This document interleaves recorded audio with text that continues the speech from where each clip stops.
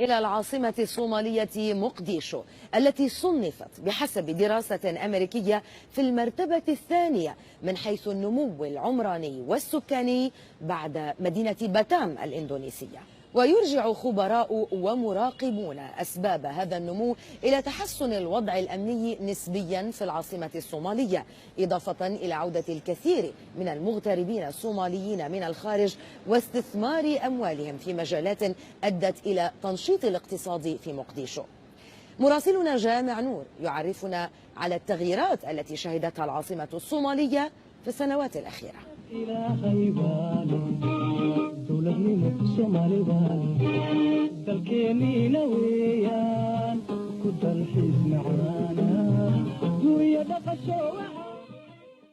مفاجأة من العيار الثقيل لم يتخيلها أحد لمدينة لم تعرف خلال العقدين الماضيين سوى بحروبها ومعاركها الدامية التي أدت إلى مقتل آلاف الصوماليين وتشريد مئات آلاف آخرين.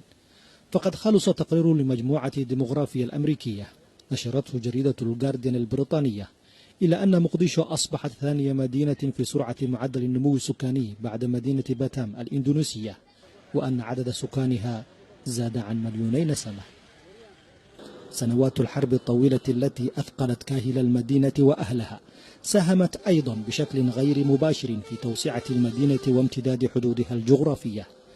فوفق معلومات بلدية العاصمة فإن مساحتها العمرانية قبيل سقوط الحكومة المركزية عام 91 لم تتجاوز 10 كيلومترات طولا ونحو 5 عرضا، بينما بلغت اليوم 25 كيلومترا طولا و19 عرضا.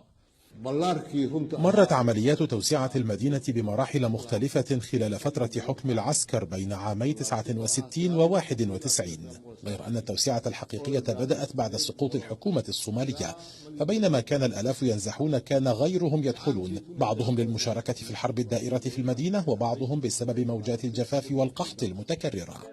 أسباب كثيرة يعزوها المتابعون للتوسعة العمرانية التي تشهدها المدينة بعد تحسن الأوضاع الأمنية وانتهاء المواجهات المباشرة بين الحكومة والقوات الإفريقية الداعمة لها من جهة وبين مقاتلي حركة الشباب من جهة أخرى خلال السنوات الأخيرة، ما أتاح المجال لآلاف الصوماليين من النازحين أو المغتربين للعودة إلى المدينة وبدء إعادة ما دمرته الحرب.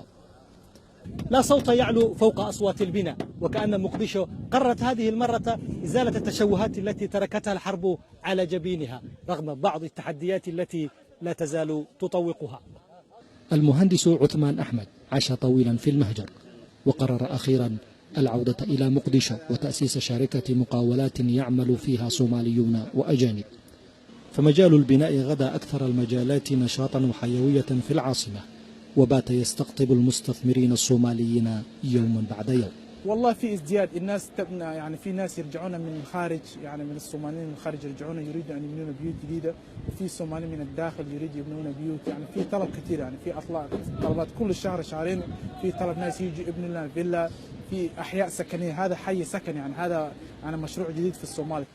ومع الطفرة العمرانية والتوسعة السريعة التي شهدتها المدينة في الفترة الأخيرة تبقى هناك معوقات وتحديات، فما يزيد عن 80% من طرقات المدينة لا تزال مدمرة، والقليل المتبقي الذي تم ترميمه بمساعدات خارجية يشهد اختناقات مرورية تجعل التنقل فيها أمرا صعبا للغاية، كما أن انهيار شبكة الصرف الصحي وغياب التخطيط الحكومي للتوسعة العمرانية الجديدة تضيف عبئا كبيرا على مشاريع التوسعة. تحد يشكل مع الهواجس الأمنية الحاضرة دائما عبئا على كاهل الحكومة ويحملها مسؤولية كبيرة للقيام بدورها من أجل اللحاق بالقطاع الخاص الذي يسعى لتغيير وجه العاصمة بعد سنوات طويلة من الإهمال والنسيان.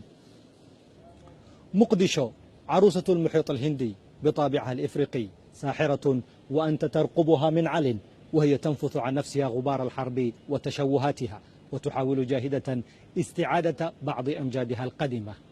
جامع نور لبرنامج مراسل الجزيرة، مقديشو. وبهذا